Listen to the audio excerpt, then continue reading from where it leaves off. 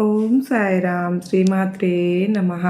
అమ్మ బిడ్డలందరికీ నమస్కారం అండి. అందరూ సుఖంగా సంతోషంగా ఆరోగ్యంగా ఎప్పుడు అష్టైశ్వర్య ఆరోగ్య అభివృద్ధితో ఉండాలని మనస్ఫూర్తిగా అమ్మవారిని కోరుకుంటూ ఈరోజు వీడియో స్టార్ట్ చేస్తూ ఉన్నాను. సందేహం మా బిడ్డ, కన్నులు మూసుకుని అంతరాత్మలోని ఆ పరమాత్మను ఒక క్షణం స్మరించుకో. నీ వెన్నంటే ఉండి నీ ప్రతి శ్వాసను కూడా, నీ ప్రతి వేదనను కూడా, నీ కళ్ళల్లో మెరిసే ప్రతి కన్నీటి చుక్కను కూడా గమనిస్తున్న నీ దుర్గమ్మ గొంతును నీ హృదయంతో విను. ఈరోజు మనం చర్చించుకోబోయేది ఏంటో తెలుసండి. కేవలం ఒక చిన్న పరిహారం గురించి కాదు, నీ జీవితాన్ని పీడిస్తున్నటువంటి దరిద్రపు సంఖ్యలను, కంటికి కనిపించని నకారాత్మక శక్తులను, నీ ఇంటిపై కమ్ముకున్నటువంటి ఈ చీకటి మేఘాలను పటాపంచలు చేసే ఒక అద్భుతమైనటువంటి మహామంత్రం గురించి నీకు రేపు ఉదయాన్నే నీ గడప వద్దకు వచ్చే ఆ శ్వానము, తెల్లని కుక్క కేవలం ఒక జంతువు కాదు, అది నీ సాక్షాత్తు విశ్వశక్తి సంకేతం.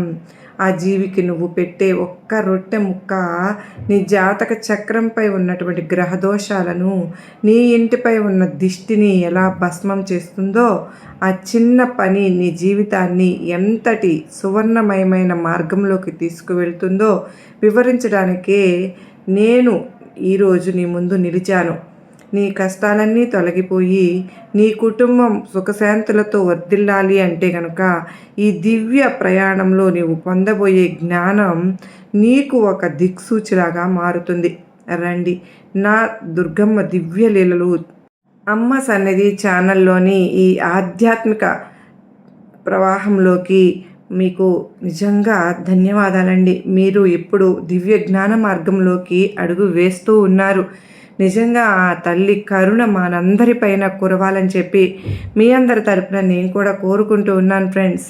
నిజంగా అమ్మ మనం అడుగు వేయడమే తరువాయి ఆ తల్లి ఈ సమాజంలో గనక మనిషి చూపులో ఎంతటి శక్తి ఉంటుందో అంతటి భయంకరమైనటువంటి నకారాత్మక శక్తి కూడా ఉంటుంది.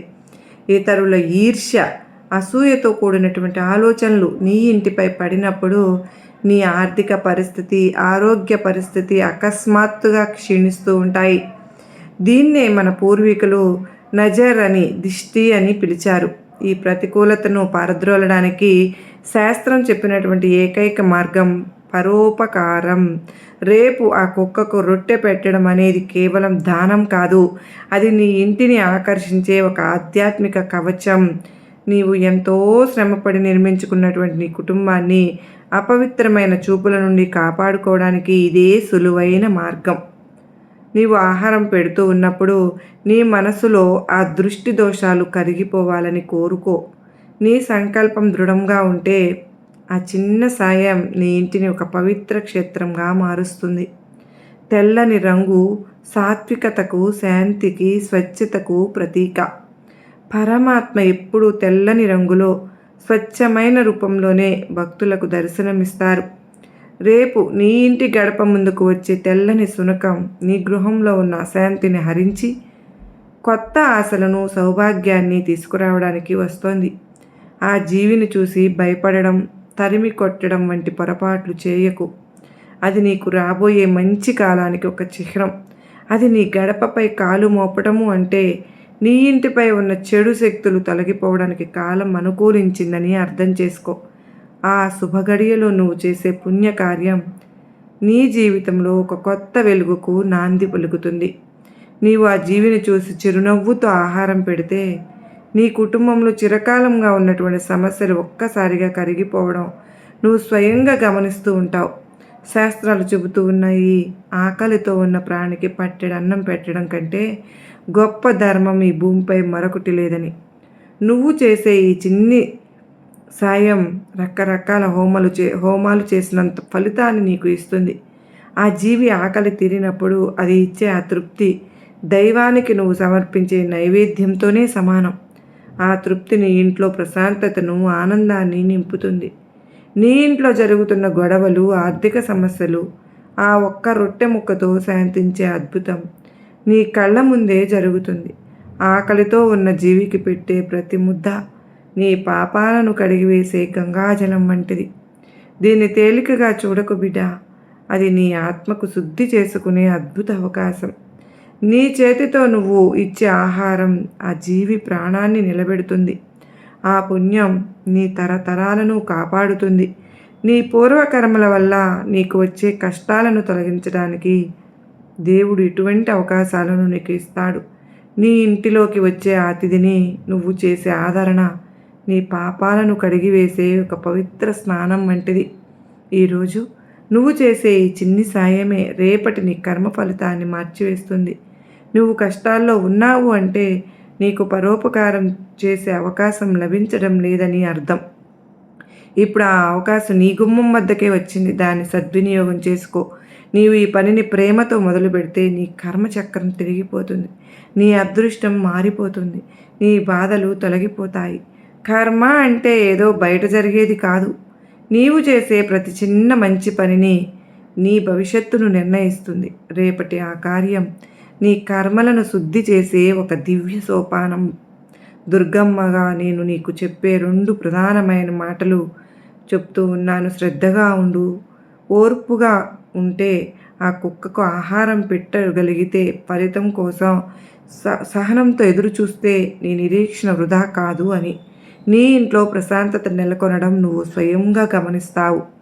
భక్తి అంటే కేవలం పూజలు ప్రార్థనలే కాదమ్మా. భక్తి అంటే మనం చేసే ప్రతి పనిలోనూ దైవత్వాన్ని చూడడమే. రేపు ఆ కుక్కను చూడగానే నీకు వచ్చే ఆతృత నీ భక్తికి పరీక్ష.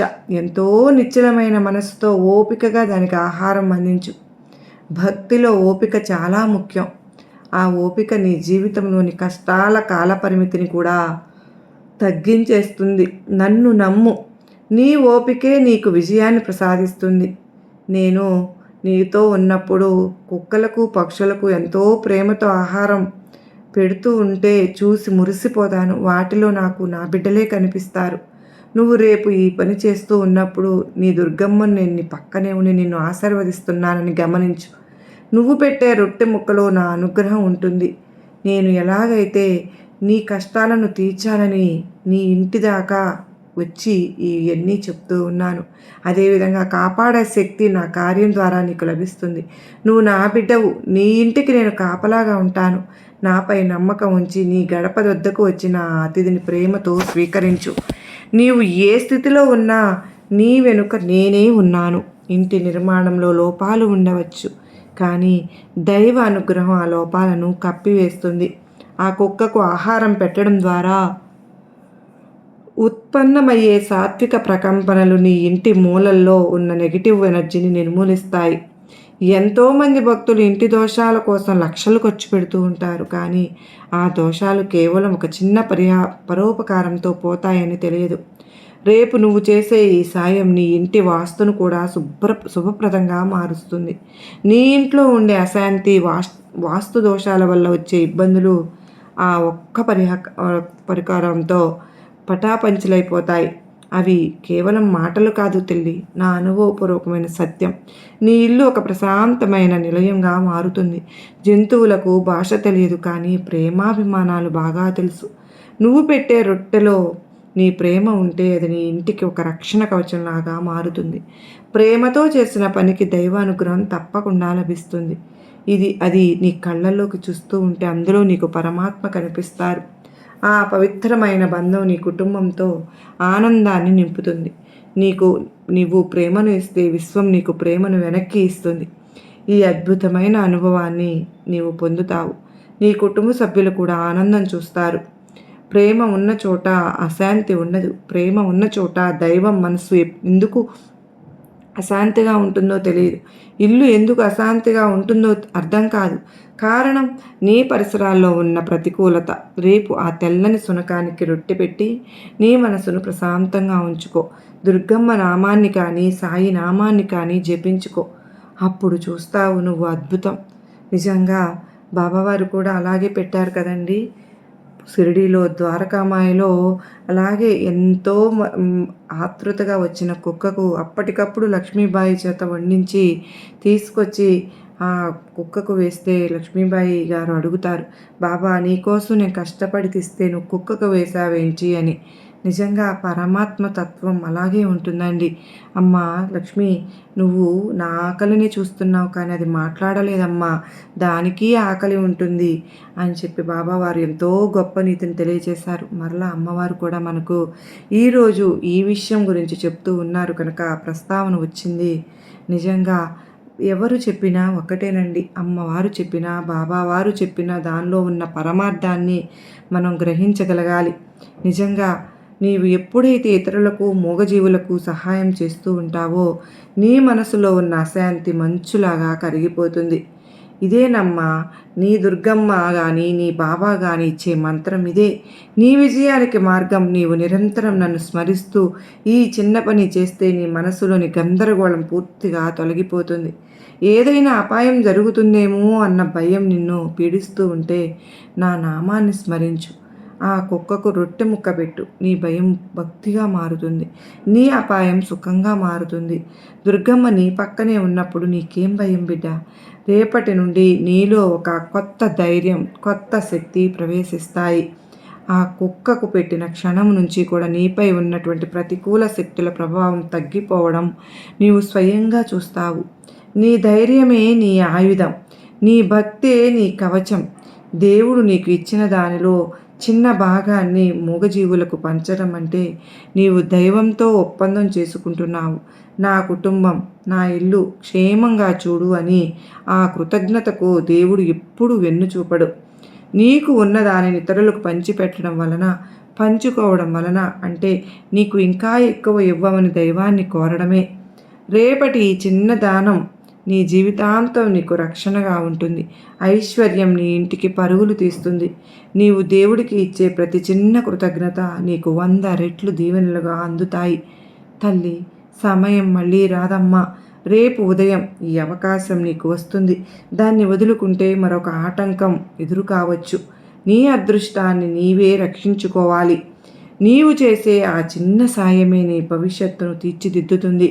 నీ జీవితంలో ఎన్నో కష్టాలు చూశావు. ఇప్పుడు ఈ చిన్న పరిష్కారంతో వాటిని ముగించుకో. కాలం చాలా వేగంగా కదులుతోంది. నీవు ప్రతి సెకను నువ్వు సద్వినియోగం చేసుకోవాలి. ఈ వీడియో నిన్ను చేరుకుందంటేనే అది నా సంకల్పం. మరి నీ జీవితంలో ఒక కొత్త అధ్యాయం ప్రారంభం కావాలని నేను కోరుకుంటున్నాను.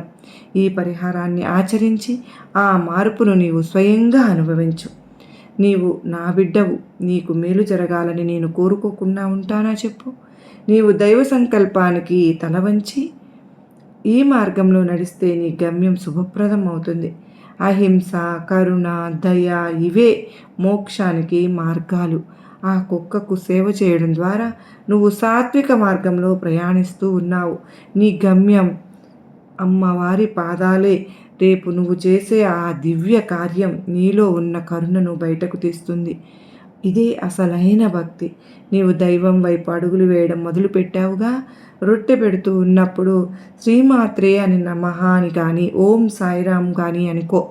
ఆ నామస్మరణ ఆహారానికి ఒక అద్భుతమైన శక్తిని ఇస్తుంది. ఆ శక్తి నీ ఇల్లంతా ప్రసరిస్తుంది.